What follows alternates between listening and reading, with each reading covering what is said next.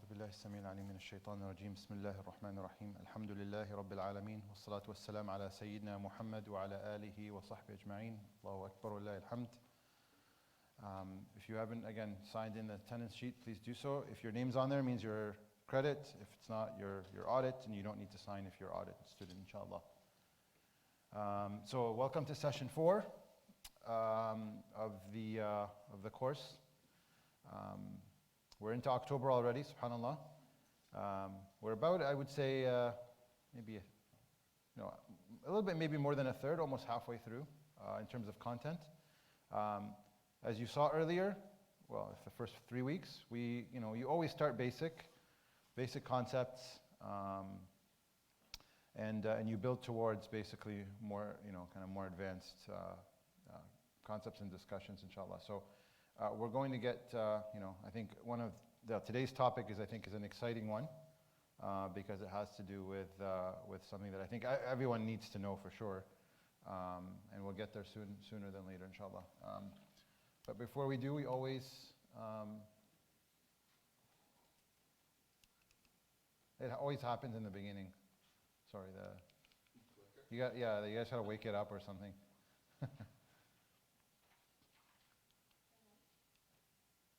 Perfect. So we always start with renewing our intention why we're here. So we'll do that first, inshallah, and then we'll talk a little bit about just some housekeeping with respect to like the Google Classroom, and then we'll start with our content, bi'idhnillah ta'ala. So renewing our intention. Again, try to do this before you leave your home. Reflect on why you're coming here, so that you align that intention with Allah subhanahu wa ta'ala, such that you get what you're doing is for His sake and His sake only, and you get rewarded for it, inshallah. So with that, we have a couple of hadith to start our session today. Can I get a volunteer to read the first one in Arabic, and then we can get a volunteer in English? Oh yes, and thank you. This is for the brothers or sisters?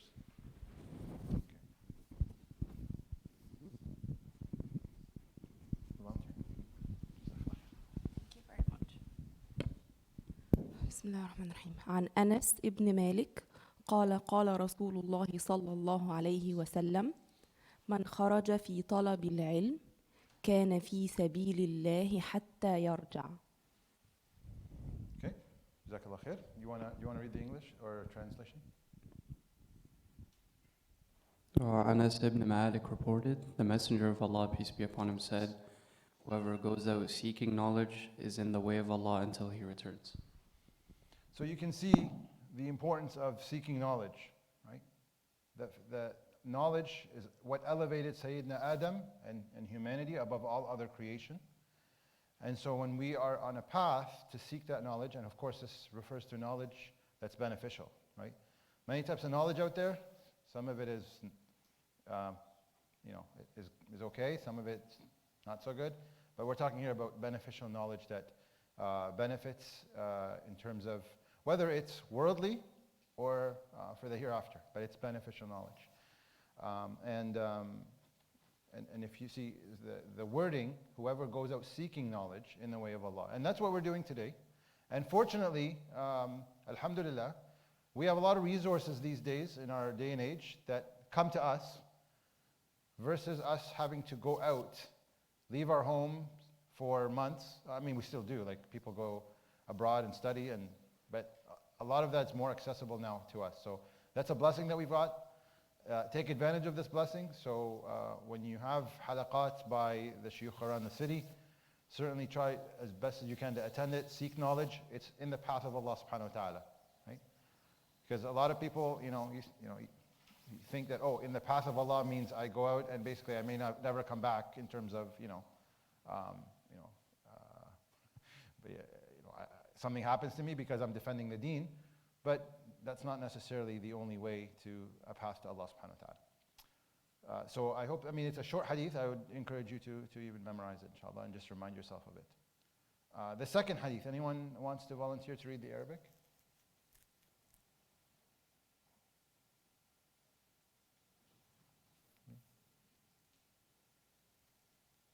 You can go on if you want. Is it, oh, sorry, it's not up there. Here we go. Is it big enough for you? I can read it if you like, if it's too small. Just trying to see. بسم الله الرحمن الرحيم. ومن سلك طريقا يلتمس فيه علما سهل الله له به طريقا إلى الجنة وما اجتمع قوم في بيت من بيوت الله يتلون كتاب الله ويتدارسونه بينهم إلا نزلت عليهم السكينة وغشيتهم الرحمة وحفتهم الملائكة وذكرهم الله في من عنده. بارك الله فيك. Who wants to read the English?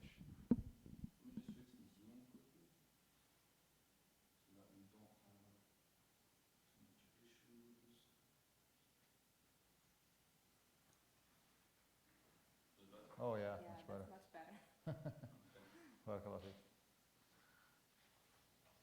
Any volunteers for the English? We need to wake up a little bit, right? So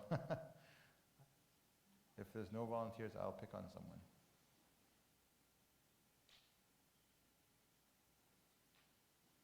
Okay, Khalid, why don't you do it?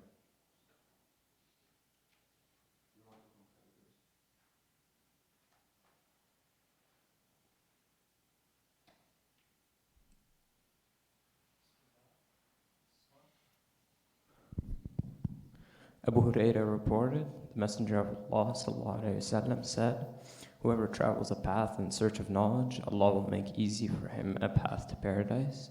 People do not gather in the houses of Allah, reciting the book of Allah and studying it together, but that tranquility will descend upon them, mercy will cover them, angels will surround them, and Allah will mention them to those near him. Sahih Muslim. Jazakallah khair. Barakallah feek. So you see, it's a beautiful hadith. It's one of actually, I'm sure you've heard this hadith before. Again, the emphasis on whoever travels the path of knowledge, Allah subhanahu wa ta'ala will make easy for him the path to Jannah. And just, again, think about that as you renew your intention when you come to learn something in the masjid or wherever.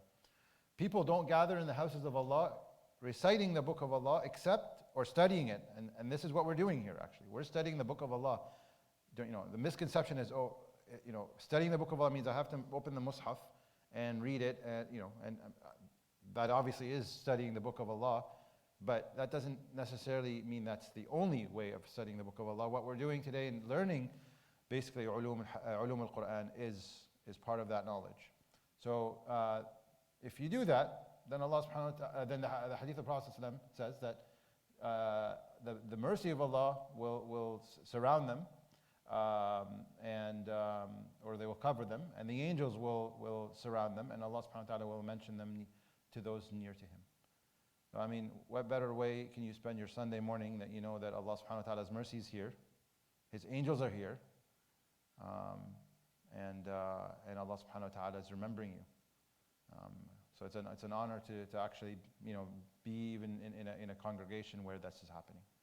So inshallah, this is a good reminder for us to internalize and reflect on as we sit through the course, inshallah. All right, before we go into some housekeeping items, rather. Last week we talked about the first and last revelations of the Quran. If you guys remember, there's some differences of opinion in terms of what was the last ayah, what's the last surah. And we talked about even the order of revelation about specific topics, how that's important to study as well, because that is how the scholars obviously, well, maybe I'll actually ask you that. We talked about Makki and Madani revelations, and we talked about the importance of knowing Makki versus Madani, right? So why? Why is that important?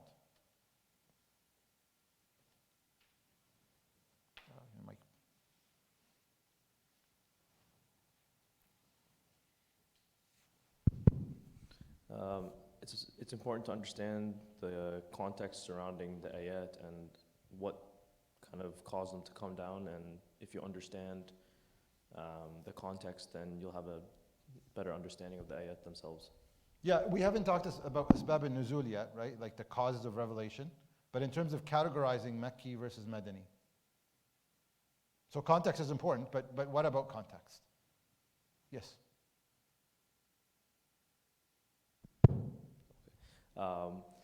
So it's good. It's good to understand that in Makki surahs, they're more kind of like catered towards the fundamentals of Islam and like morals and ethics, and then the Madani surah are more towards Islamic Sharia law and the hypocrites and so on. Right. So one importance is that you understand how obviously the history of Islam and how it started in Mecca and how it evolved into Medina. So that historical context in terms of the laws, right? What was the Prophet ﷺ and the Muslims, what were they ordered to do in different times is important because it's different, right? In the order in Mecca was be patient. In order in Medina, defend yourself, right? Fight back. And that's important because things like Khalid said, it comes with a context, and you have to understand your context before you say, you know what, this is how I apply the ayat of Allah subhanahu wa ta'ala. Because a lot of people, you'll see, even go online, they will take ayat out of context and they'll say, well, not only will they just pinpoint one ayah and they'll take it out and they won't even read the second half of the ayah, but in terms of even its application, well, yeah, this ayah is there, it still applies, but it doesn't apply in your context, right? So the understanding that is very important. And this is, again, it starts going into topics like tafsir and so on. So that's one reason. What's another reason?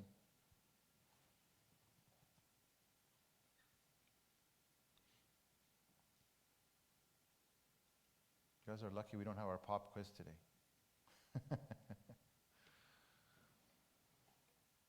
It's another reason. Why do we study Meccan versus Madani?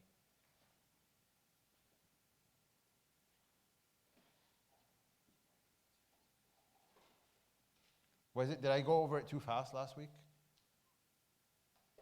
Yes. Mike, please.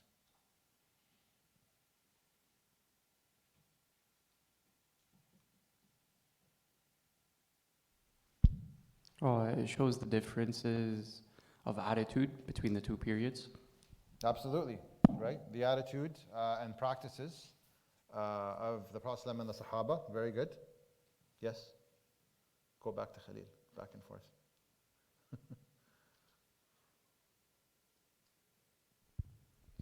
It's also important for like the actual attributes of the ayat themselves.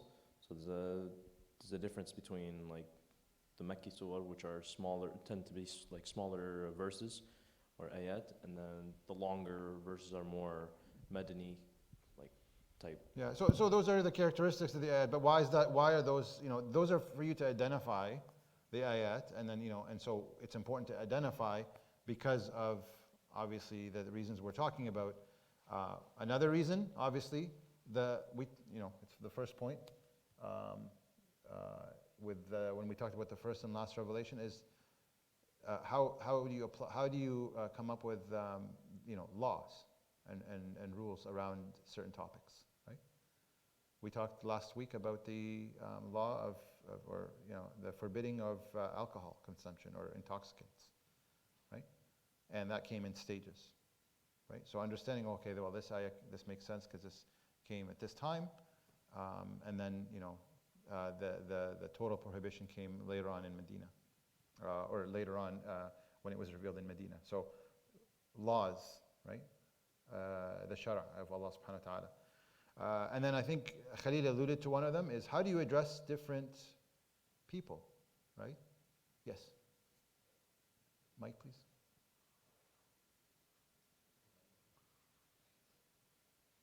They've got one.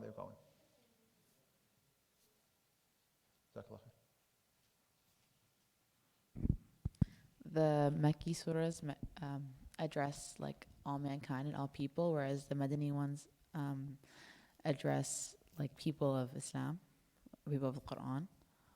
Yeah, so you're right. So there's more generality in terms of ayat and Meccan. They dealt with Ya Bani Adam, right? For instance, so humanity, or even just the the disbelievers, whereas in Medina, they were focused on more specific groups of people, like the hypocrites, the Jews, the Christians, Ahlul Kitab. And that's important because da'wah, and this is very important for us in this country, da'wah, right? To understand how you can perform da'wah, right? Some people will say, oh no, these are the ayat that we use to talk about because this is what Allah subhanahu wa ta'ala said in the Quran. You're right. But these didn't come until after, the Prophet ﷺ did this and that and applied these ayat first because they were revealed first. So understanding the order and understanding where they were revealed in terms of da'wah is very important. Okay? And that's why I think very applicable in our case. We also covered definitions. How do you define Meccan and Medini? Based on what? You can say it, I'll repeat it. Oh, you have that, okay, good. So I think, if I remember correctly, there was three. The first one was the actual, it was before Hijrah or after Hijrah. So if it was before Hijrah, that's Mecca. If it's after Hijrah, it's Madani. So based on time. Time. And then, should I do the second and the third? Yeah, go ahead. Okay, the second one was actual physical location, Mecca, Medina. And then the last one was, someone help. Good. I think the third was who the ayah was referring to, like Makkah, in Makkah or Medina. Yeah. Who is it addressing, right? Based on who is it addressing? And then the strongest one of these, and the one that's that where we follow is based on timing, right? Because we know that there's ayat that were revealed to the Prophet ﷺ in Hudaybiyah, for example, or Hajjat al-Wada', which is technically Mecca in location, but they were at the time after Hijrah. We classify those based on the definition of timing as Madani, even though they were in Mecca. Make sense? Okay. We talked about common themes, specific characteristics, and classifications of these ayat, and that's that was last week. So go a little bit into the housekeeping part. So the Google Classroom, there was a question by someone, I forget who it was, asked if there's a recording for the third lecture. Sister Nada mentioned that it's uploaded and it's on there already. The notes are there as well. So if anyone's having any challenges accessing any of those, let us know. But they are there, inshallah. And then the second thing is the survey about the Arabic text. We are closing the survey, so whoever's answered it and wants a book, inshallah, we're going to be, we plan to order them this week, inshallah. We'll talk to Dr. Janabi, inshallah, and we can order those because he orders them from I guess from Turkey. So based on the number, inshallah. Okay, and if you didn't fill out the survey and you realize, oh, I need it, just come to me right away after class, inshallah, and we'll add you to the list. Anybody have any questions regarding the online stuff or any content we covered so far? Okay, and then the last thing is Sister Nada, inshallah, is going to, I didn't talk to her about this yet, but she's going to reach out to you individually to start booking kind of follow-up sessions directly with myself, inshallah. So, and this is only if you're a credit student. So I'll connect with you one-on-one, and if you have any concerns, comments, questions, anything you wanted to go over because you missed or you didn't understand, we could do it at that time, and we'll have them in maybe half-hour sessions. And if we need to go longer, we can, and if it's shorter, it's shorter. But inshallah, we'll do that, and I think it's easiest to do that probably over Zoom. This way, it saves me from meeting with, mashallah, about 20 people. It's about 10 hours of meetings, so it'll be just easier in Zoom, inshallah. Do we use Zoom or Google? Doesn't matter. Whatever works. Zoom is, I like Zoom. Okay, barakallah feekum. So let's get started, inshallah. So the topic that is of quite importance to, particularly, it's one of the main topics of ulum al-Quran is the transmission of the Quran. So the Mus'haf is in front of you now, right? How did it get to you? Who's comfortable to answer that question? Or questions regarding how the Quran came to you, how it's sitting in front of you, and how consistent it is with other masahif. Yes.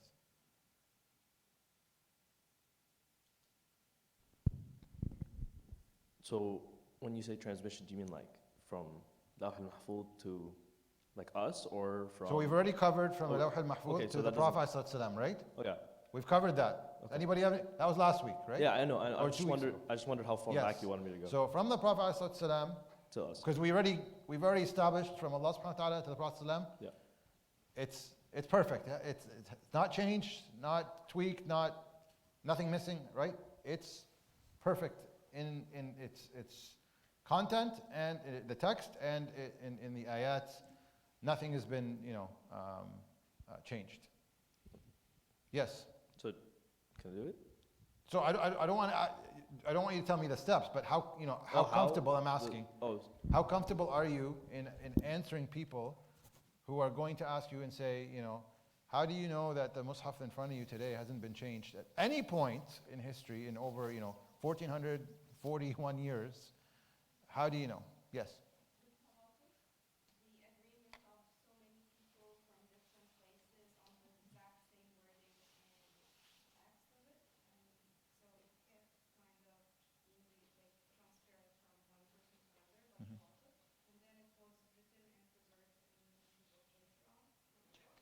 Right, so then somebody will challenge you and will say, well, how do you know it was written properly?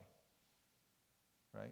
I know you guys know, but I'm just saying, I'm throwing it out there because there's a lot of questions actually with respect to, people who criticize or attack the Quran, talk about that. They say, well, how do you know that it was written properly? The Prophet ﷺ, you claim that the Prophet ﷺ did not know how to read or write, but it's written in front of you, right? So,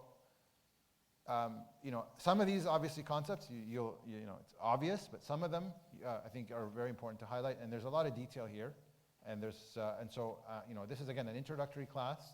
I'm sure there may be questions where you say, well, what about this and that?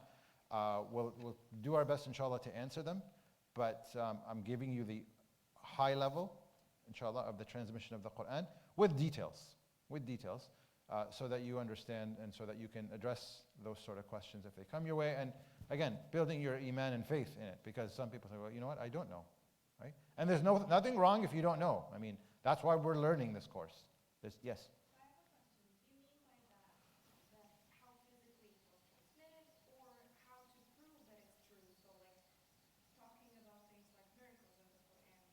No. I'm not. Yeah, I'm talking about the text. The Quran itself. Yeah, in the form that you find it today. How did it come to you? Right? And is the form today how it was revealed? The answer is no. Right? What you see in the Mus'haf is not how it was written. So it may be shock to some people, but it's you'll learn. You'll see, inshallah. Okay. So the transmission of the Quran is actually what makes the Quran so unique to any other book revealed before it. Obviously, any book that exists today, but certainly any other book revealed before it. For no other religious book anywhere can claim that it's as authentic as the Quran. There is no book that can claim authenticity. Even people right now that talk about the New Testament and the Old Testament, they will tell you it's changed. They will tell you. They know, right? So the Quran is unique in that sense. Allah subhanahu wa ta'ala, first and foremost, took it upon himself to guard it and protect it. Right? Inna nahnu nazzalna dhikr wa inna lahu lahafidhun. It is certainly we who have revealed the reminder, and it's certainly we who will preserve it.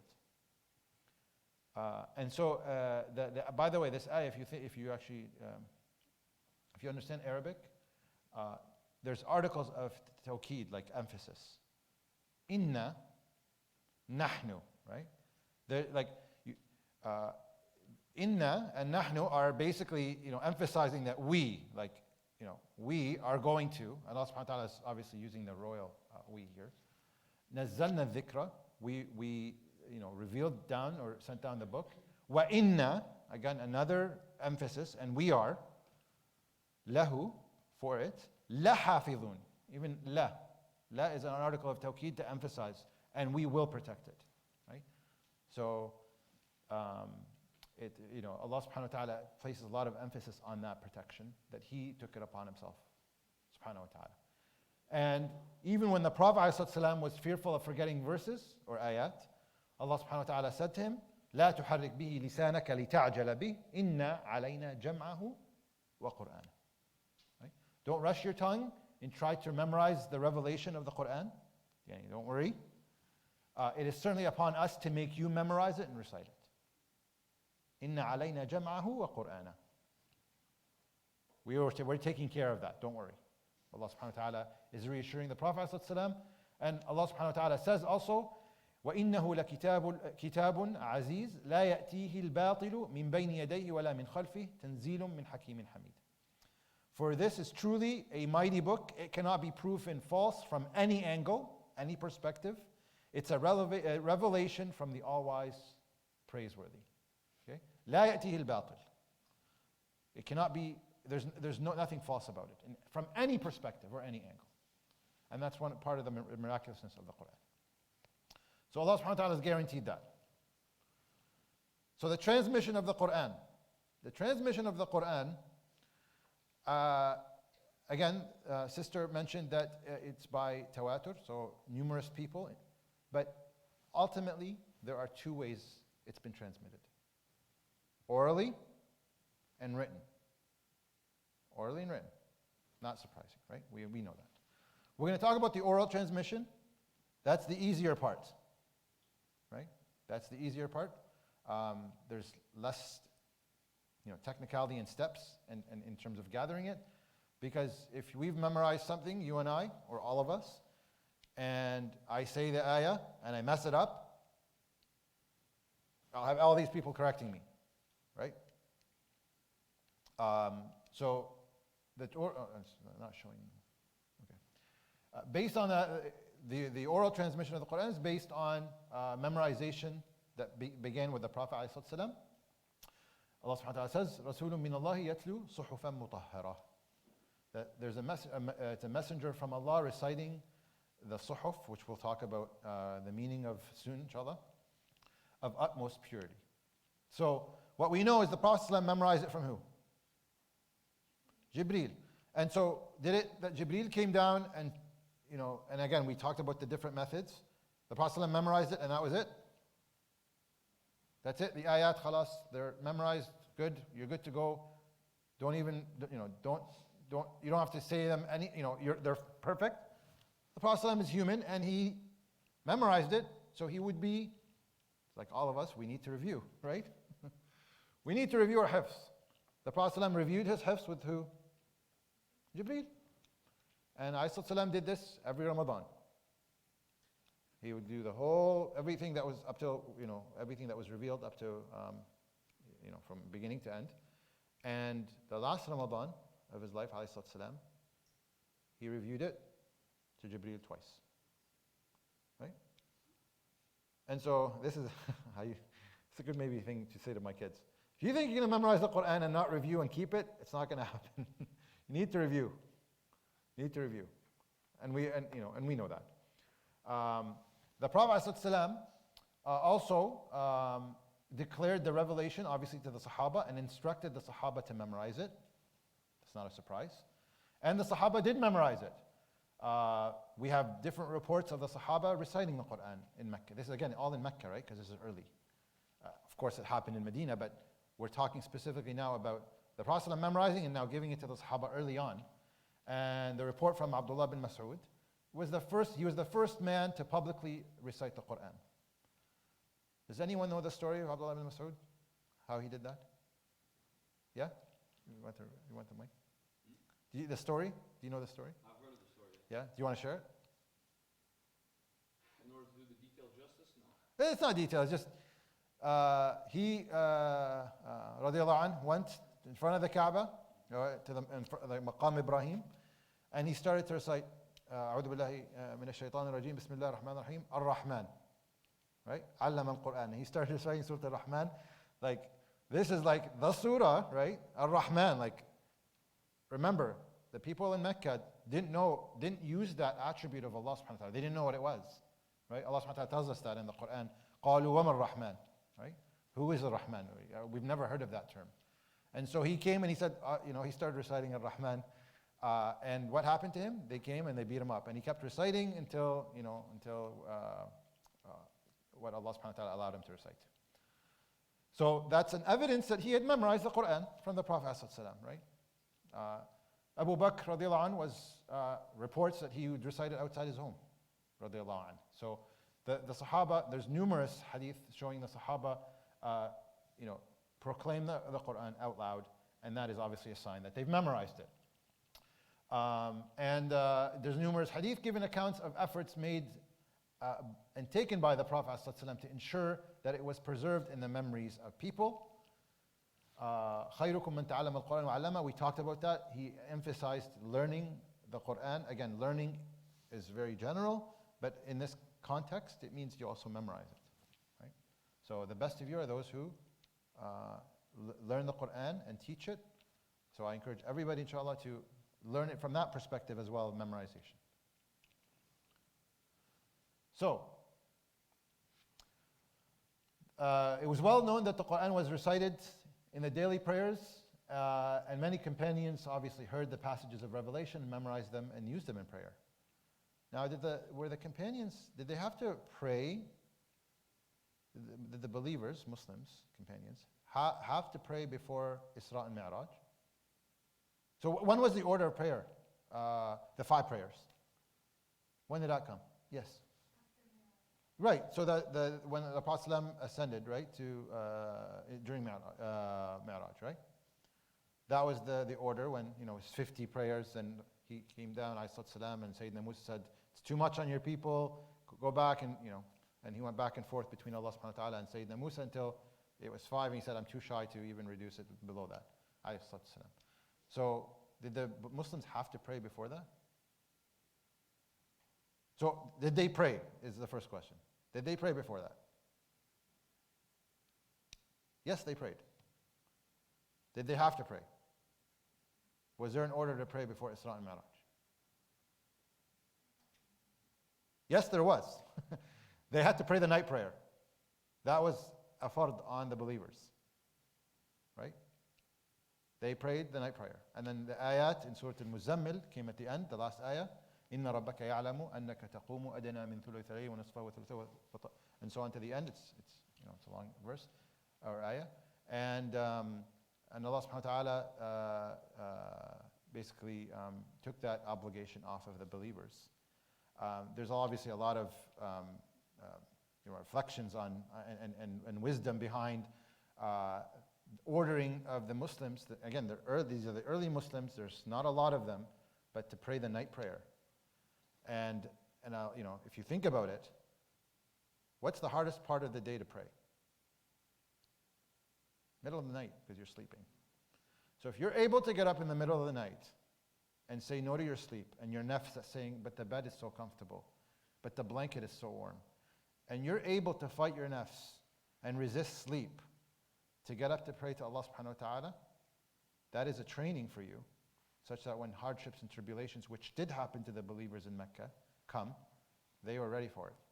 They trained themselves. Prayer was a training, spiritually and physically, right? And emotionally.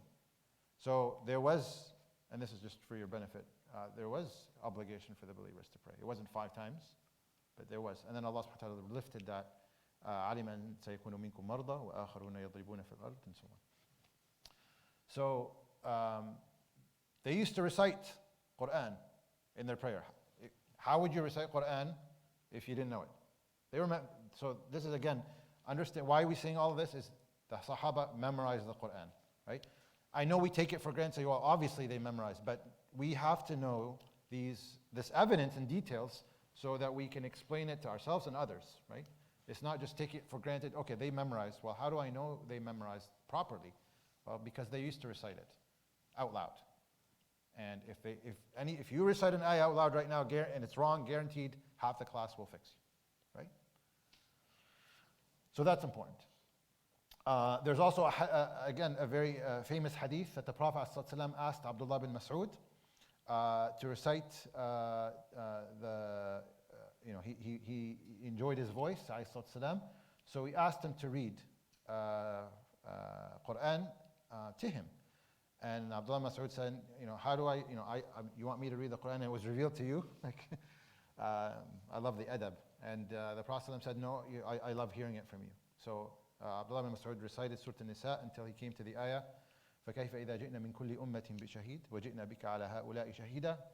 And the Prophet ﷺ told him to stop, and he looked at the Prophet ﷺ, and the Prophet ﷺ was weeping because he was so impacted by these ayat in Surah An-Nisa. So again, evidence that Sayyidina Muhammad ﷺ taught the Sahaba, and they were saying it back to him. Sallallahu Alaihi Wasallam. We also know that the Prophet ﷺ sent teachers to communities to teach them about Islam and the Quran. Couple examples here. Mus'ab bin Umair. Where did he go? The Prophet ﷺ sent him where? Again, we're still in Mecca time, right? Where did the Prophet ﷺ send Mus'ab to teach people Islam and Quran? Medina. But how? Medina? Is there Muslims in Medina? Yeah, there was Muslims. When did the Prophet ﷺ send Mus'ab to Medina? Yes, right? After the first pledge. Now you had a small group of believers who gave pledge to the Prophet ﷺ of allegiance when they came for Hajj, and now they went back to Medina. So the Prophet ﷺ sent Mus'ab to support them, teach them Islam and Quran. The Prophet ﷺ also sent Mu'adh bin Jabal. Where did he send him? Not Habasha. Yemen. He went to Yemen. Again, to teach Quran. Meaning the Prophet ﷺ knew he knew Quran, he had memorized it, so go, teach it. Again, proof that the Prophet ﷺ obviously even trusted the companions to relay the Quran to other people. And obviously, the Prophet ﷺ, again, I love these little sides, the divergence, I just have to. The Prophet ﷺ sent people to teach Quran. What does that tell you about the Prophet ﷺ? Yes?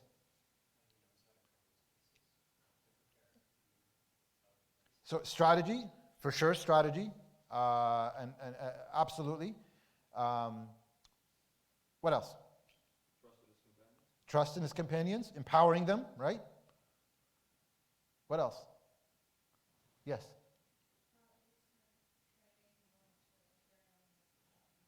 Right? He's encouraging them and he's giving them basically that responsibility of carrying the message. Good. And on a people level, he knew people. He connected with people. He knew their skills. Right? That's very important. Something we're probably missing here in our society. Unless somebody goes on LinkedIn and says, "I do all these things," and puts fancy words and. So the Prophet knew people. He knew their skill set. He knew how to connect. And to do that, you need to connect with people. And he was so good at it. Sallallahu Alaihi Wasallam. So there were Quran readers amongst the companions. And the Prophet ﷺ, actually there's a hadith that instructed people to learn the Quran from specific people, from specific Sahaba. ذكر عبد الله بن مسعود عند عبد الله بن عمر فقال ذلك رجل لا أزال أحبه. And he said, سمعت النبي صلى الله عليه وسلم يقول خذوا القرآن من أربعة من عبد الله بن مسعود فبدأ به وسالم مولى أبي حذيفة ومعاذ بن جبل وأبي بن كعب. So it was narrated that the Prophet ﷺ said, take the Quran from four people, Abdullah bin Mas'ud, Salim, Mu'adh bin Jabal, and Ubay bin Ka'b. And this is a hadith in Bukhari. So the Prophet ﷺ knew that these were, he recommended these four at the time because they excelled. They were the top of the class, right? And the Prophet ﷺ was explicit in mentioning their names. Another hadith about the companions who memorized the Quran. And then this is again narrated Qatada. I asked Ibn Malik, who collected the Quran at the time of the Prophet, who collected the Quran at the time of the Prophet, and he said four, and they were all from the Ansar. And he mentioned Ubay bin Ka'b, Mu'adh bin Jabal, Zayd bin Thabit, and Abu Zayd. So again, another hadith from Bukhari. that mention specific people to take the Quran from. We also will talk about this in a little bit more detail later. There are historical reports that mention that there were battles fought and Muslims were killed, and the Muslims that were killed knew the Quran off by heart, and so that tells you that people took this seriously. They took it very seriously, and we'll talk about one of those battles soon, inshallah. Actually, inshallah today. And the memorization obviously happened amongst the companions before, obviously, as soon as the revelation to the Prophet ﷺ, as soon as he taught it, ﷺ, until his death, and afterwards to later generations as well, until today. So this is the oral transmission. It's fairly basic. You don't have to know a lot of technical details. There's proof and evidence of these things that happened, and that they memorize by hearing, listening, and reciting. Yes. Do you recommend we learn four who were recommended to go to teach Quran? You recommend, sir? Sahaba? Should we remember those four Sahaba who taught? You should know the hadith, I think. Yeah, of course. Of course, it's very important in ulum al-Quran, right? The Prophet ﷺ, when the Prophet ﷺ recommends something, I think you don't need 10,000 reviews online and likes to know that this is go to them. Okay. Anybody have any questions? We'll take maybe our break in about 10 minutes, inshallah, and then so just bear with us, inshallah, a little bit longer before we take the next break. All right, so let's get to. Actually, before that, I did want to mention that. So again, there's a hadith obviously that talk about four specific people, but As-Suyuti in his book Al-Itqan, that we talked about, one of the classical books of ulum al-Quran, does mention that there are more than 20 well-known people or companions who memorized the revelation, obviously the Quran, and he lists them, and that includes Umar, Abu Bakr, Uthman, Ali, Aisha radiallahu anha, Hafsa, and so on. So it's not just those four people. Okay, there are lots of Sahaba that memorized it, but I mentioned the hadith because the Prophet explicitly recommended those four Sahaba. Yeah. So let's talk about the oral transition now, or the written. So the written transmission of the text, think about it in three distinct phases. During the time of the Prophet ﷺ, then the time of Abu Bakr radiallahu anh, and then Uthman bin Affan radiallahu anh. Those are the major phases of the transmission written Quran, the text written. Now, anything that occurred after Uthman is not really related to the preservation of the Quran. You'll see why. But those are the main three periods of written transmission. So it says 2 here. I thought I changed it. SubhanAllah. So that's supposed to be number 1 at the time of the Prophet ﷺ. Okay? I apologize for that mistake. All right. So Jam' al-Quran, to bring the Quran together. Now you can, let's appreciate this, right? The Quran came in bits and pieces, right? We talked about that already. It came in small doses. Why? Many reasons. But can somebody give me a couple of reasons? Why did it come in small doses? Yes, sister. To make it easier to memorize it. Good. To make it easier on the Prophet, because the revelation itself is very heavy. Yes, the revelation was heavy, so all at once to the Prophet already he would sweat ﷺ, and his face would turn red because of the heaviness of just a passage that was revealed. Yes, sister.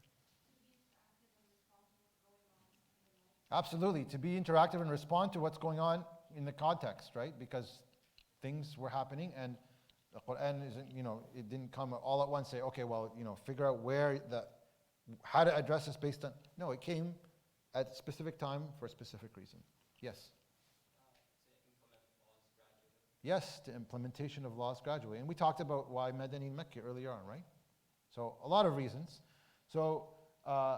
You can appreciate that it came in small bits and pieces at different times, and actually the order that you find today is different than the order it was revealed to the Prophet ﷺ. Right? So just appreciate the complexity now of bringing it all together in written form, right? So, Jam' al-Quran, to bring the Quran together. So at the time of the Prophet ﷺ, what happened was when the Quran was revealed, there are reports that, we know that there are people that have memorized the Quran and they actually wrote it down. They had their own notes. Basically, they'd write down the revelation. They knew how to write, and they would write it down in their own notes. So their own copy, basically. Okay. So I've memorized the Quran from the Prophet ﷺ and I wrote it. Now that's the Sahaba, and we'll talk a little bit more about that. But the point here I actually add too is Quran had been written down in its entirety, but it wasn't brought together all in one place yet. Okay? And keep in mind, and we'll talk about this as well, the order of the Quran in terms of the ayat and the surah, that was established by who? The Prophet ﷺ. And who taught it to the Prophet ﷺ? Jibreel. And who taught it to Jibreel? Allah subhanahu wa ta'ala, right? So, this was fixed by the Prophet ﷺ himself. This was not the Sahaba's ijtihad and say, we think this ayah should be here, this surah should be... No, this was all set by the Prophet ﷺ. Okay? And it was safeguarded by the memorization. Right? So this is extremely important actually in science and in other actually disciplines. If there's one path to something, it's a high risk activity. Because if that path fails, there's nothing to fix it. Right? If I have one way to get somewhere, let's use that analogy. If you have one road to get to somewhere, and that road, I don't know, a tree falls down or they're doing construction or some damage and you can't get to your destination, that's a high risk. To have one road, it's high risk, right? But you have multiple roads. If one road fails you, the other one is there for you, right? And so recognize that there's two paths of transmission here, the oral and the written, and they're supporting each other, right? They're supporting each other. So don't look at them as two separate things, but they're actually coming, together for the preservation of the Quran. So during the Prophet ﷺ, there was a lot of evidence that the Quran was written down, and we know the story of Umar radiallahu anhu, Umar ibn Khattab, when he became Muslim. Does anyone know this? Anyone know this story? So Umar was on his way to kill the Prophet ﷺ. And then he ran into one of the Sahaba and he said to him, basically, go to your own home. It's in your own home. So Umar radiallahu anh went to his house and he found his sister and her husband learning Quran from Al-Khabbab, right? And they were actually on written notes, right? And we know that because he basically, he was so angry with his sister, he hit her. And then he saw she had the notes and he said, what is this? And she said, this is the Quran, you're not allowed to touch it because you're not pure. So she said to him, and he felt bad obviously, so she said to him, you have to wash yourself. He washed himself, then he grabbed it and he started reading, and it was Surat Taha, and that is the point that he became Muslim. And he went to the Prophet ﷺ and proclaimed his Islam. So it was written, right? We knew it was written. There's evidence of that written, the story of Umar radiallahu anhu, and there's obviously other stories. So the Prophet ﷺ was very concerned with the preservation of the Quran. So he would recite lots of it at night in prayer and ensured it was taught to everyone and it was dictated to the companions. Now, we have to understand something, that the dictation, when it was dictated by the Prophet ﷺ, the Prophet ﷺ would get the wahi and he would call upon certain Sahaba to come, what we call scribes, and he would dictate to them what to say, what to write, and he would say the ayah. So he would call specific scribes. There are some reports that say there was 24 scribes, but one of the main scribes, if not the main one, is Zayd bin Thabit. So the Prophet ﷺ would call Zayd and say, Zayd, come. He would recite the ayat, and he would say, write them down. And Zayd would write. And Zayd would write. And then the Prophet ﷺ would tell Zayd, say them back to me, just to make sure. And so Zayd would say them back.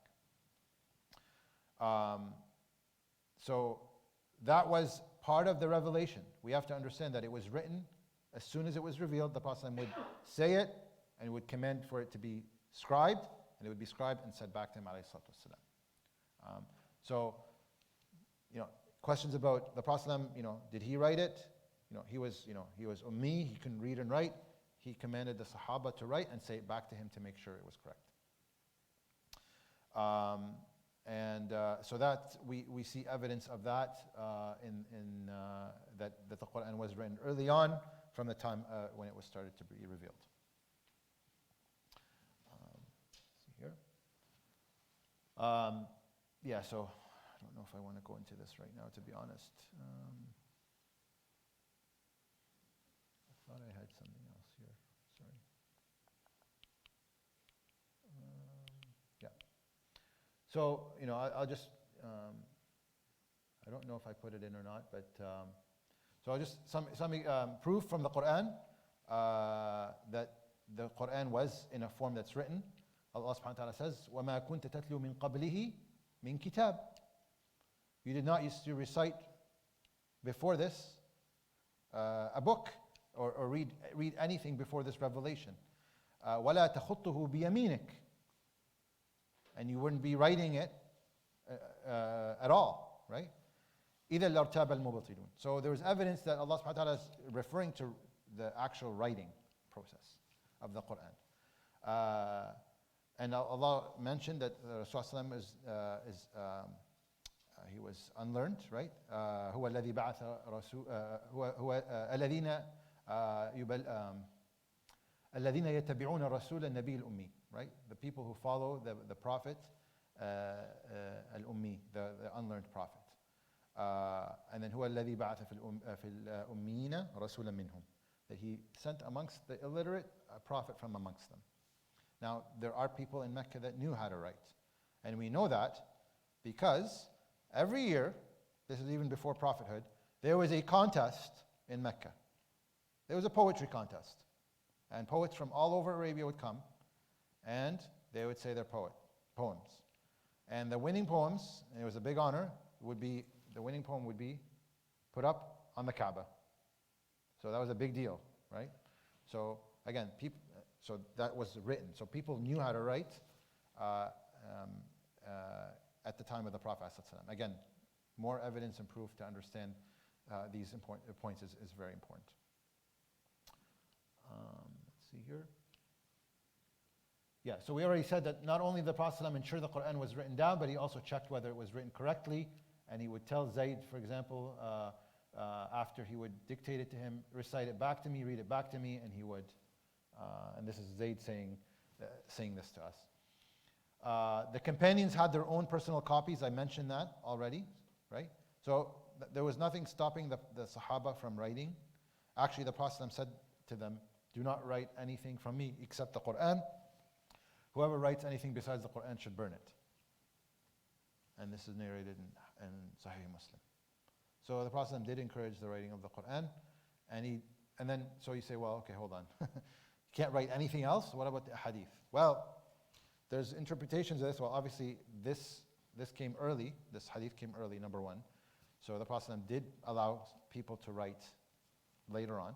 But also some scholars say because they didn't want anything to be added, right, to the Quran by mistake, right, obviously unintentionally, to not write it with the Quran. Do not write anything from me with what you're writing in the Quran. I mean, you could, if you wanted to write different things, you can write different things, but not with the Quran specifically. So there are obviously interpretations of what the Prophet meant, but even then, this was an early command by the Prophet ﷺ. And the material upon which so the Prophet said it to Zayd and other scribes. They wrote it down. They said it back to him. Where was this kept? The Prophet's house, right?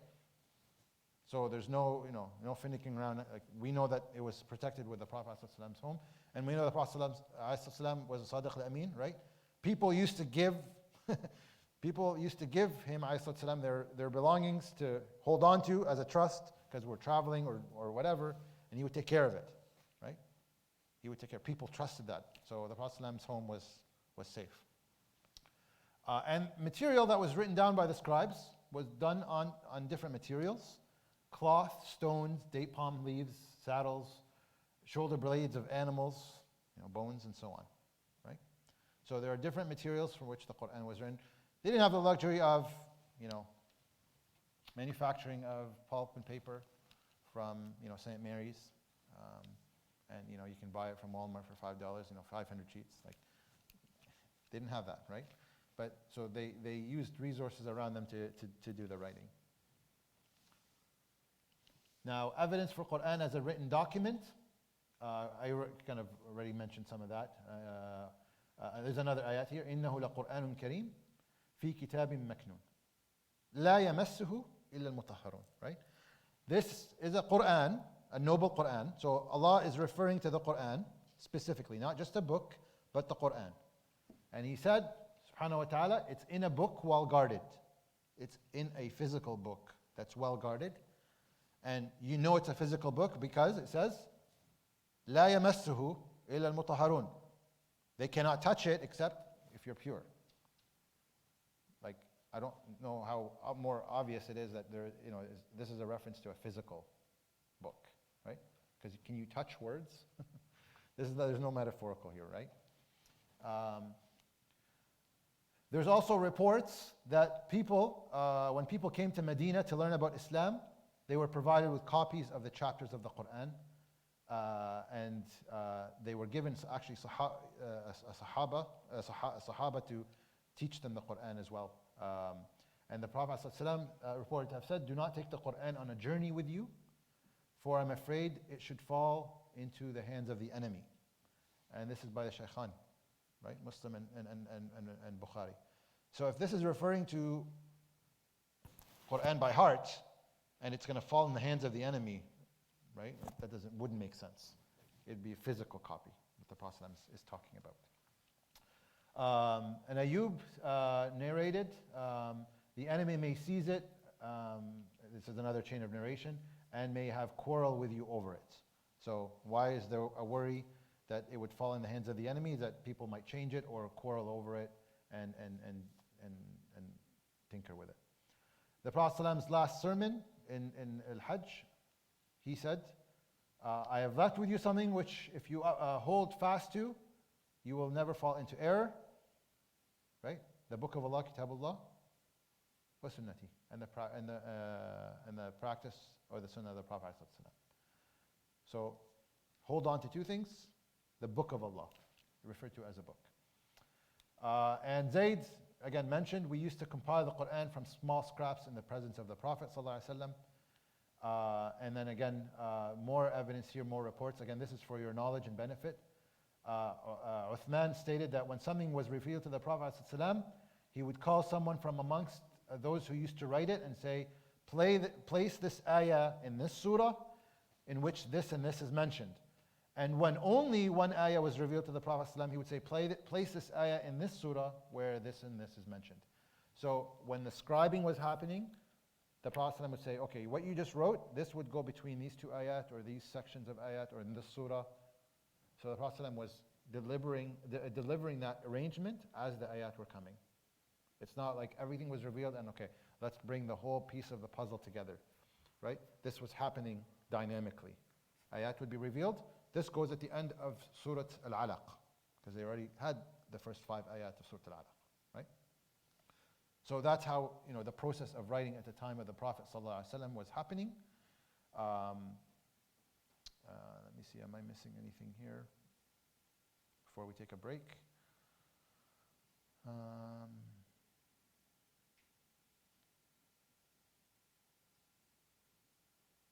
Okay. Yeah, so we also know that the Prophet ﷺ was very concerned with reciting the Quran. So he ﷺ would recite it regularly, and we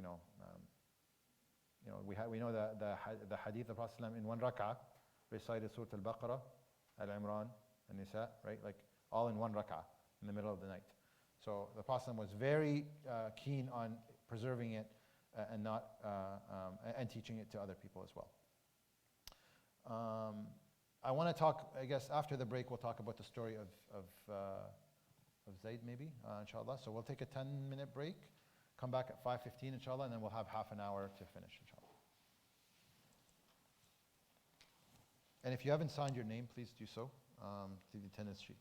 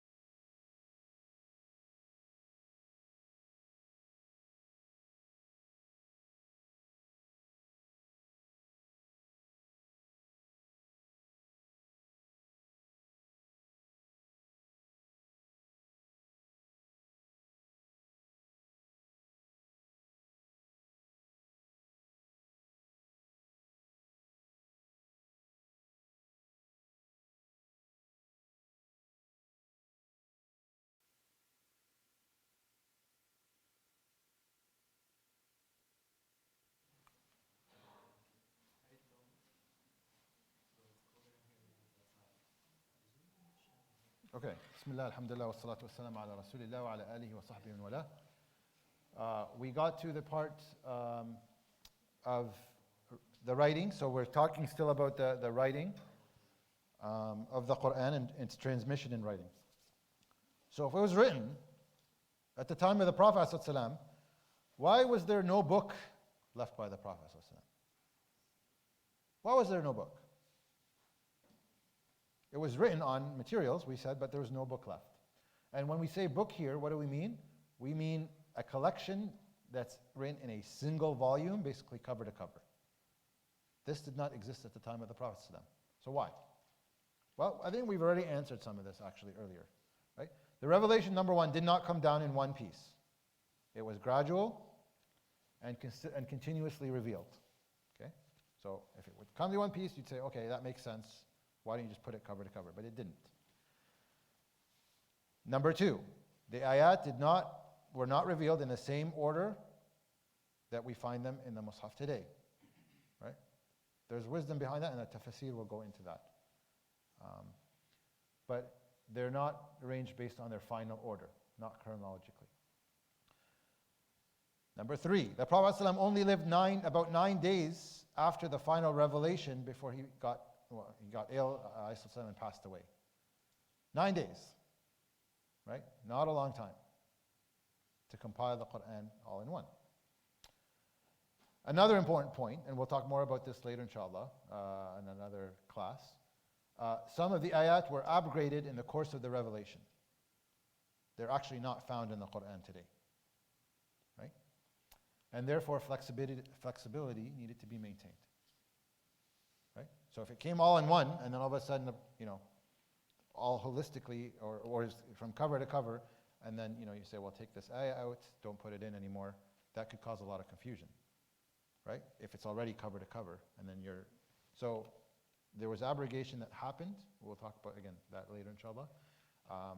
But that was one of the reasons that there's no book left by the Prophet ﷺ. And if you actually think about it, there was no dispute or friction at the time of the Prophet ﷺ on Quran. Because it was just obvious, like, this is the Quran. Like, it's fresh, right, in people's minds. It's written, scribed right away. There was no concern or reason to think we needed to have it cover to cover at the time of the Prophet ﷺ, right? There was no reason for that. Like, you'd have to, and obviously Allah subhanahu wa ta'ala has wisdom why, He wouldn't tell the Prophet ﷺ, there's a risk that the Quran could be lost and so on, but that Allah subhanahu wa ta'ala, for His wisdom and His knowledge, left that to happen later on. And the Sahaba had to take care of that. And there was no danger that the Quran would be lost. So it was written, people knew it off by heart. At the time, that was good. Okay? So we get to basically the summary of the writing down of the Quran during the Prophet ﷺ's time. In summary, when the Prophet ﷺ passed away, the entire Quran was memorized by many companions. Again, we talked about the two paths that support each other, right? And existed in written form, and then numerous examples of that. The Quran was not written between two covers, but it was scattered in loose fragments owned by different people. And yes, there was obviously the Prophet asked for a scribe to write it, and some of it was stored in his home, or it was stored in his home. Some companions had substantial copies, but incomplete. We'll talk about that as well, inshallah. Probably not today, but if we have time, we will. And the following measures were taken during the Prophet ﷺ's time. The Prophet ﷺ, when he would recite it, it would be written down right away. This happened in the early days. And in Medina, he had several people write it down when it was revealed. And he instructed the scribes as to where to put it and the arrangement of the ayat and the surah. And this arrangement was well known to the believers at the time and strictly observed. And we know that the Prophet ﷺ reviewed his Quran with Sayyidina Jibreel alayhi salam during the year, particularly Ramadan. This is the summary of what was happening at the time of the Prophet ﷺ. Again, fairly basic, nothing like, but you know that the Prophet ﷺ took measures to do that. right? It's in the reports. So again, PowerPoint.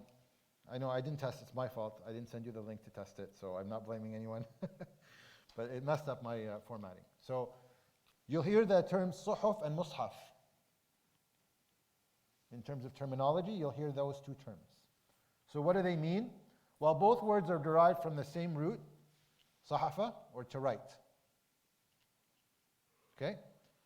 The word suhuf also occurs in the Quran, by the way.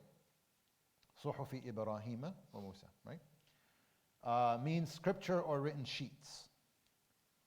So suhuf comes from sahifa, and that is the singular form of suhuf. Means loose pieces of writing material such as paper, skin, papyrus, and so on. So suhuf are loose pieces or collections of materials.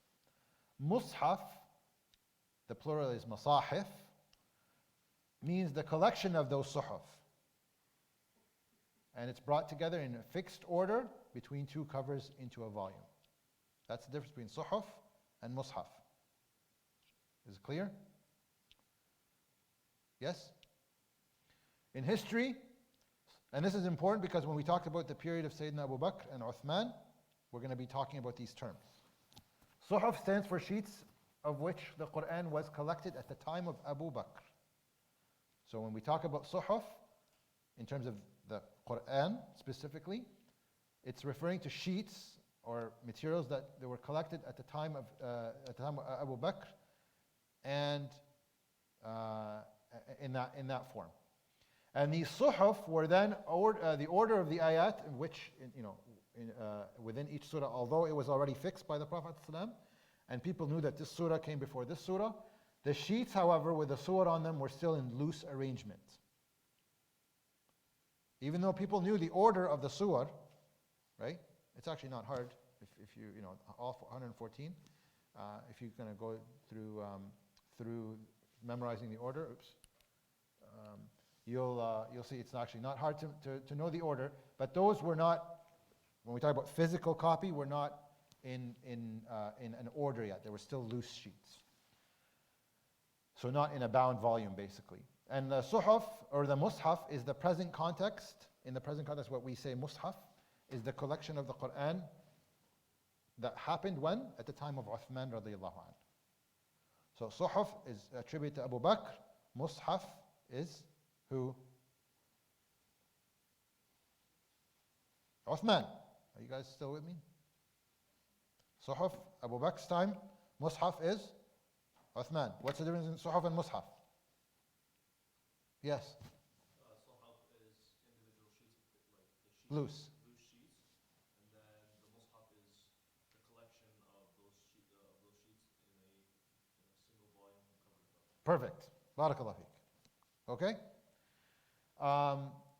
Today we call any copy of the Quran a mushaf because it is cover to cover, and the ayat and the surah, while the ayats always, after the Prophet ﷺ passed away, the ayat were already in their order and written down in their order, right? We're talking about written, but because things were loose, the surah were not still written down in that order or put together, compiled from cover to cover in that order. People knew the order, but they weren't in that order physically on a piece of paper or papyrus or what have you. So let's move on to stage 2 now of the written transmission. Now we're talking about the time of Abu Bakr radiallahu anh. So Abu Bakr radiallahu anh, he took the leadership of the ummah after the passing of the Prophet ﷺ. And the first issue that Abu Bakr had to deal with was what? Yes?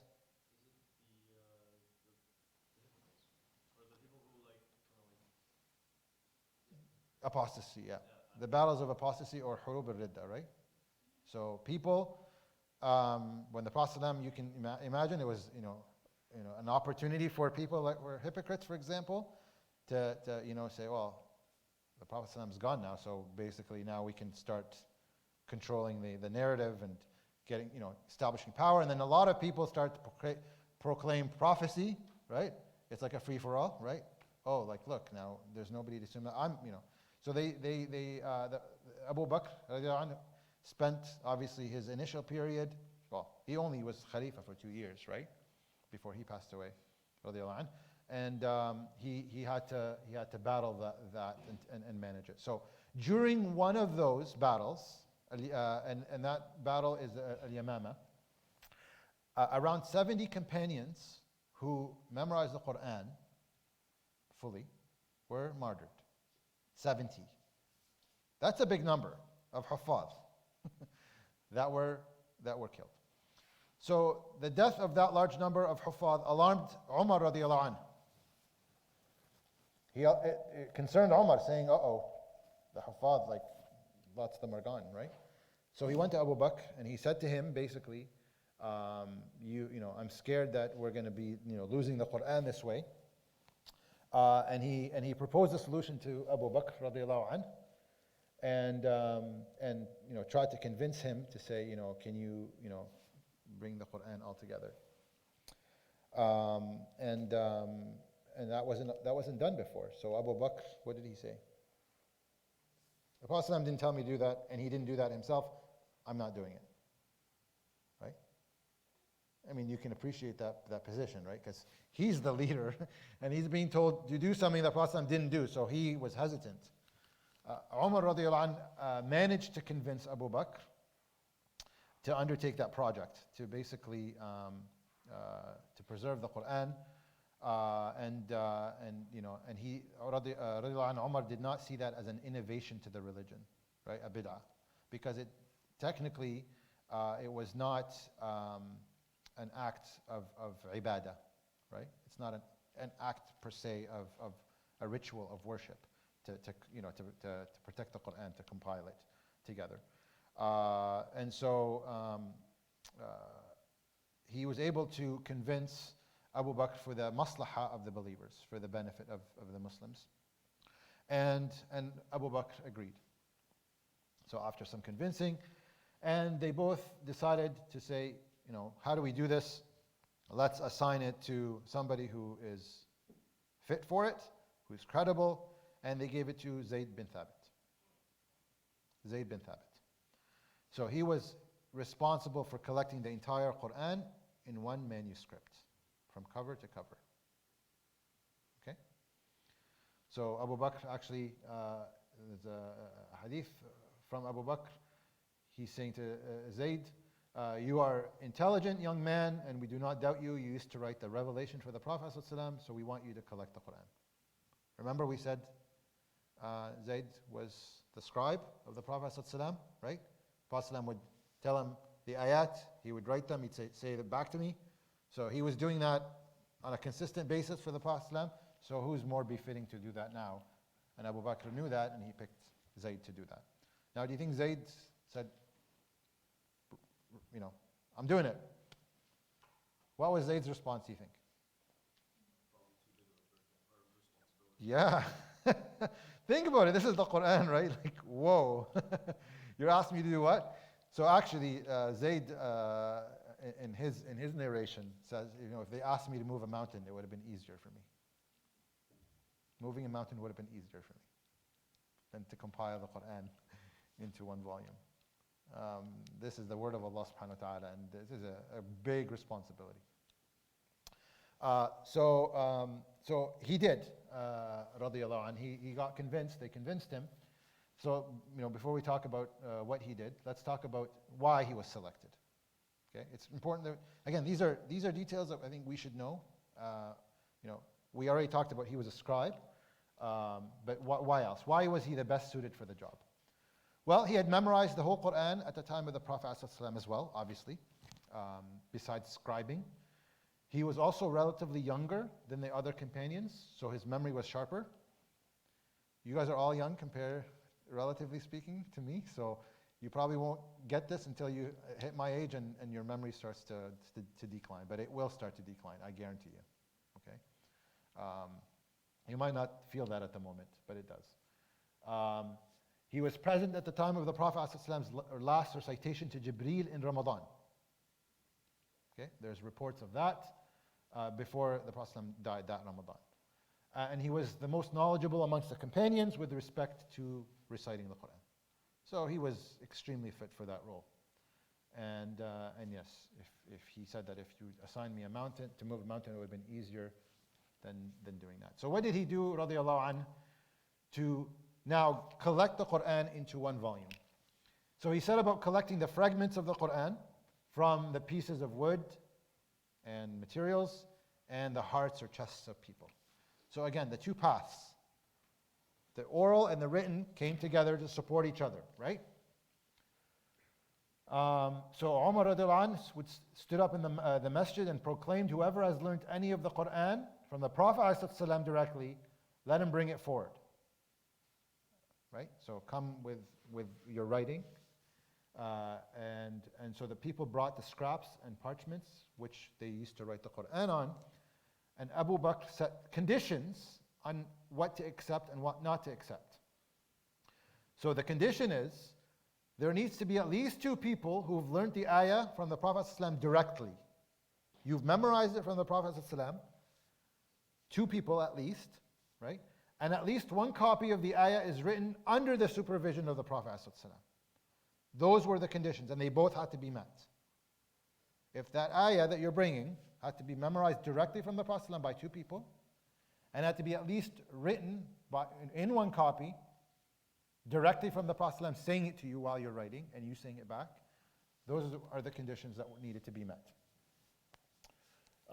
So the hadith of Abu Bakr, sit at the door of the mosque, he's saying to Zayd, whoever brings you two witnesses to an ayah, then write it down. So you needed two witnesses. Some scholars have interpreted that you needed two witnesses also for the written copy, not just the oral, but the written.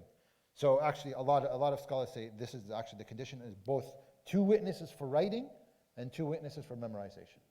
Okay? So is that clear? Directly from the Prophet ﷺ. This is not, I heard it from Uthman or I heard it from Ali. No, this is directly from the Prophet ﷺ, verbally and written, where you actually wrote it down in front of him and recited it back to him. Okay? So Zayd is doing this and he's collecting the whole Quran. And then after he's bringing it basically from cover to cover, right? You notice there's something missing. There are two ayat that are missing. How did he know there were two ayat missing? He knew them, right? It just shows you he knew the Quran inside out, right? Like we're missing two ayat here, right? Where are the two ayat? And those are the ayat at the end of Surah At-Tawbah. Okay? لقد جاءكم رسول من أنفسكم عزيز عليه ما عنتم حريص عليكم بالمؤمنين رؤوف رحيم. Where are those two ayat? Obviously they knew them, but they needed a written copy. And that written copy was only one person had it. Khuzaymah radiallahu anh had that written copy, but it was only him who had it. So he brought it forth. And that's why the scholars say the condition of Abu Bakr is you needed two witnesses for the written part as well, not just the verbal, which is, I think, the strong opinion. So Khuzaymah brought one copy, and nobody else had the copy. But Zayd accepted it. Why did he accept it? Why did he make an exception to those?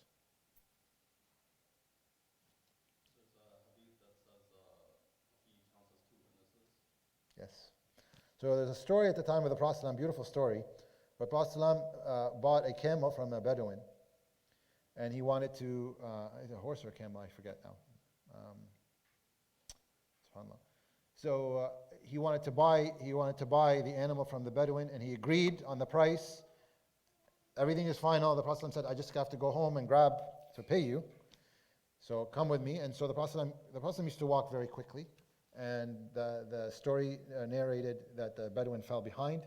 And the Bedouin saw people came to him interested in the animal. So he negotiated a better deal for him. He sold it for higher. So when the Prophet ﷺ came back to pay him, he said, basically, you want to take it? This is how much it's going for. And he said, but I already bought it off of you. And we agreed on the price. And then the Bedouin said, well, who do you have as a witness to that deal? And Khuzaymah radiallahu anh stepped up and said, I witnessed it. And a narration says that the Prophet said to him, that he talked to him afterwards, and he said, you were present. Like, how did you witness it? How do you believe that? And he said, radiallahu anh said, "Oh, Prophet of Allah, I'm trusting or believing that I know, I'm witnessing that you are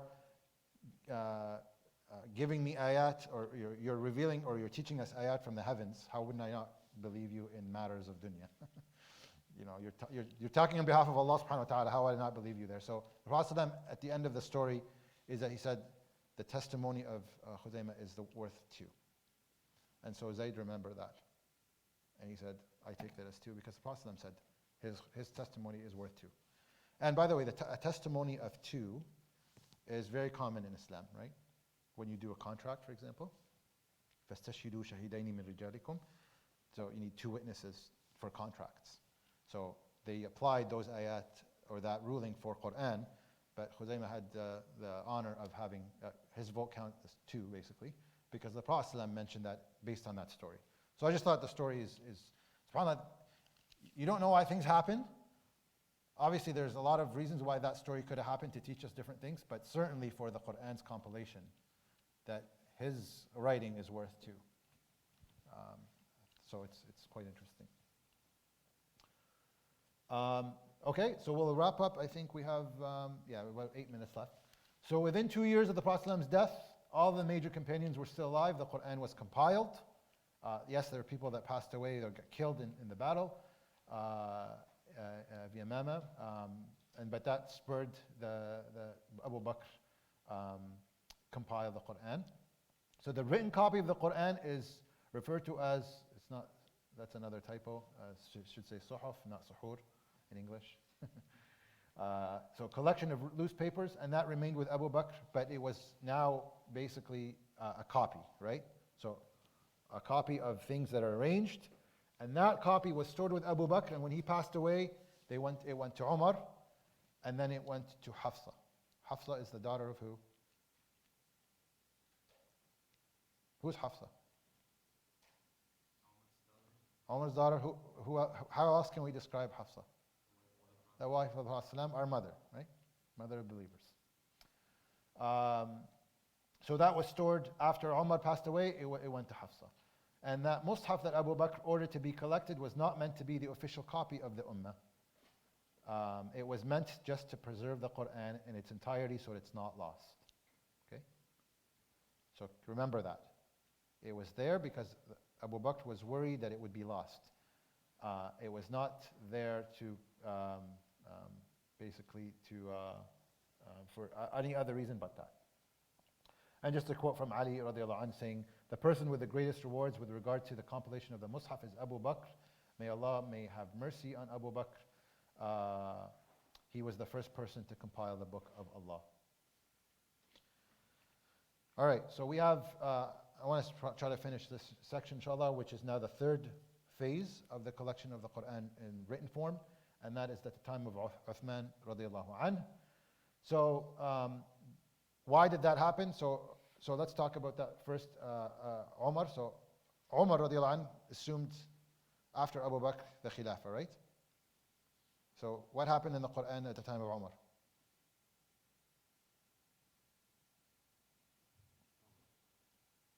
What happened in the time of Umar?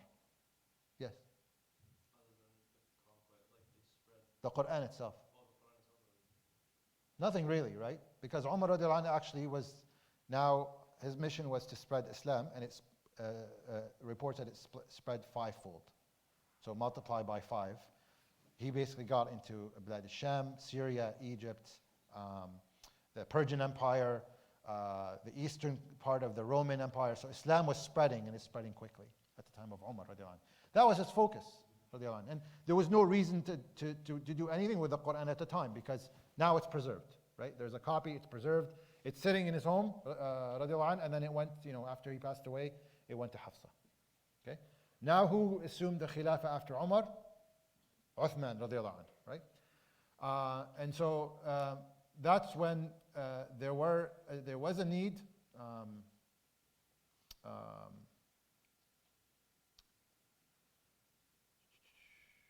Yeah. Okay. Just making sure that. So yes, there was a need to actually do something different, because what happened was, as after Umar passed away and Uthman took Khilafah, and Islam obviously was being spread, Islam started becoming different corners of the world, if you will. And there was some disputes that started to happen between the believers on the proper recitation of the Quran. So one of the places where this was occurring, because again, there was a lot of spreading of Islam going on, and that's important to understand, Azerbaijan is one of the areas where all of a sudden, you have people that are disputing about the Quran, people from Iraq and Syria, there was disputes there in terms of what's correct and what's not. And so word came back, Hudayfa bin Yaman actually went back to Umar radiallahu anh and told them this. And basically said, this is happening, and obviously we have to do something about it. And so what happened was that Uthman radiallahu anh, after he brought the Sahaba together, and they reached a consensus, and they basically said, what can we do about this? There's disunity amongst the believers. There's arguments about what's the Quran, what's right and what's not. Obviously now you have people that are not Sahaba, right? There are people that are not Sahaba now. We have to think now Tabi'een and beyond, right? These are not people that were at the time of the Prophet ﷺ, they were after. So now there are people who, and in different areas as well. So their tongue is not the Qurayshi tongue, right? So now there's a lot of differences that are happening. So to protect the unity, obviously, of the Quran, to unite on the Quran, and the unity of obviously the Ummah, Uthman brought the companions together, asked them, what should we do? So they consulted, and Uthman proposed to establish a standard copy of the Quran. A standard that is basically the go-to. So he established that standard. We're going to do this. We're going to basically have that one standard and then make copies of that standard and distribute it and burn everything else that has any Quran on it, including personal copies. Including personal copies. So we eliminate any doubt in anyone's mind. This is the standard. Here's a copy of the standard going to different specific places. And with those specific places, we'll talk about that next week, inshallah. He, radiallahu anh, sent people to teach and to take the Quran to those places. And people who obviously memorized it. So we'll continue there next time, inshallah, just so that we clear the space for the Quran school. So we'll continue where we left off. We'll talk about the differences next week, inshallah, of Abu Bakr and Uthman in terms of the differences of how they compiled the Quran and in the writing form. And then, inshallah, we'll go into the different masahif of some of the different masahif of the companions.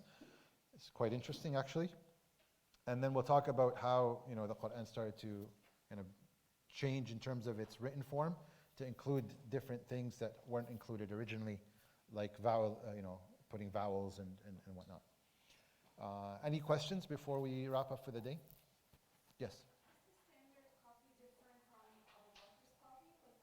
Or Abu Bakr's copy was considered the standard and then they make copies from it? You will see next week, inshallah. Okay? Yes? Oh, good. Awesome. You're good. Yes, please. You can read so we're going to order, inshallah, this week the Arabic copies. If you have the English copy, please read chapter 2, and finish the chapter. It'll talk about the Mus'haf of Uthman, which we'll cover next week too, inshallah. But chapter 2, inshallah, should be good. Okay. جزاكم الله خير. سبحانك اللهم وبحمدك نشهد أن لا إله إلا أنت نستغفرك ونتوب إليك. سبحان ربك رب العزة عما يصفون وسلام على المرسلين والحمد لله رب العالمين. Please sign your name if you haven't done so you can get attendance, especially since this is credit. You need to make sure you have your name signed. Jazakallah khair.